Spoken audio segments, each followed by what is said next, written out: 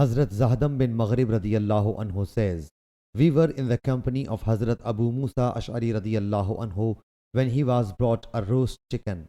A red-colored man of Banu Taymullah was also there, who seemed a slave freed by him. He also invited him to eat, but he replied, I saw a cock eating filth, so I found it disgusting and I took an oath not to eat it. He said, let me tell you a hadith. I, accompanied by some Ash'aris, visited the Prophet ﷺ. So they asked some mounts from him. He ﷺ said, by Allah Jalla Jalaluhu, I will not give you the mounts, for I have got no mount. Meanwhile, many camels have been presented to Allah's Apostle ﷺ. So he ﷺ asked us, where is the group of Ash'ari? Then he ﷺ issued orders to give 5 camels having white humps to them.